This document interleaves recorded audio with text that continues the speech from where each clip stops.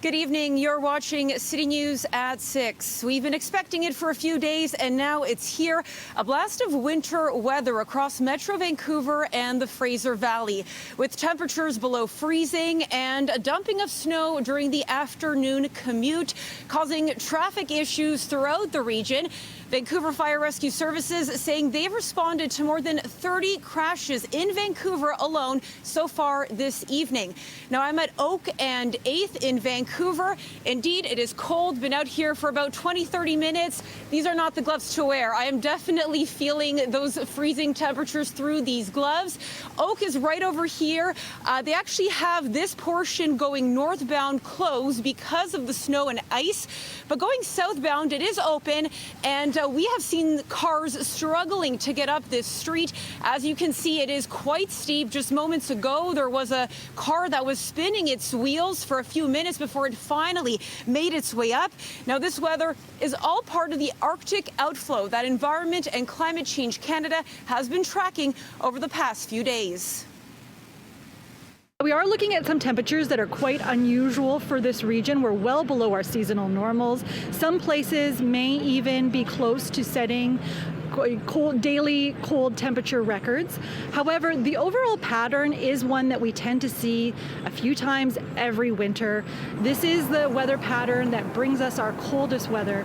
And what we're talking about here is really sort of common kind of situation to see a couple times every winter. Now, what's unusual about this winter, of course, is that it's been so warm. So it's that shift from milder temperatures through December and even recently to some very cold and below normal temperatures. And that's going to feel very dramatic for people. Now, drivers are being told and urged really to drive to the conditions, slow down. If you can't stay at home, of course, the recommendation is to stay home if you can. If you do have to head out somewhere, make sure you are prepared in case you get caught up in some traffic issues or even some car troubles. That means making sure you have warm clothes, a blanket, snacks, and water handy. Now, WorkSafe BC warning workers with this cold snap on how to avoid injury while working during this lower temperatures, this cold snap. The agency reminding people that hypothermia and frostbite are major risks for those who spend their days outside. For those who drive for a living, extra caution is advised as roads can become slick. And on job sites, when the temperatures go down, they say the risk of injury because of slips and falls goes down. Temperatures can change quite rapidly. This morning we were at 3 degrees and mid-morning we were at -3. So black ice can set in on stairwells. So it's really advisable that handrails are used, if at all possible, that those surfaces are de-iced, sanded, and so on. And that if you notice something as a worker on a job site where it looks a little slick or you've almost fallen yourself, get a cone out or a bucket of salt and call someone on the site, call a supervisor to make sure that that's taken care of so that nobody slips. WorkSafe says about a fifth of injury claims last year were due to slips and falls on the job. Now, our Angela Bauer was out and about earlier in the day talking to folks about how they are dealing with this cold weather. She also got some tips on how you can keep yourself and your loved ones safe, both humans and pets.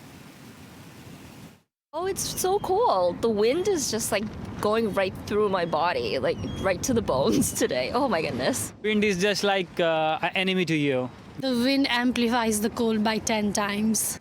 Bundle up and get ready for extreme cold. An Arctic blast is set to hit Metro Vancouver and the Fraser Valley Thursday night, lasting into the weekend, which may bring wind chills of -20. The bitter cold temperatures bring a potential risk of frostbite and hypothermia. We're looking at several days of very cold weather. There are risks for things like hypothermia and frostbite if you aren't properly dressed, if you're exposed to the elements outdoors, because it is dangerous to be exposed to the these conditions for a prolonged time. Earlier in the day at Stanley Park, powerful waves could be seen thrashing the seawall, spilling over onto its walkway. The cold not stopping some people from hitting the outdoors Thursday afternoon. We'll probably be just taking a short walk today. Very cold. We're from Sydney and we're just here on holiday, and we're here to experience some winter and some snow. Since I'm from Toronto, this isn't bad. I moved here for better weather. But most agreeing bundling up and adding layers is the way to go for the rest of the week. I've got the puffer, I've got my scarf, I've got undershirt on. It says here, Arctic Expedition. I'm really prepared. Just put some extra layers on and a couple of gloves and I'm fine. Over in the Tri-Cities area, snow was falling hard and sticking around the Burquitlam SkyTrain station Thursday afternoon.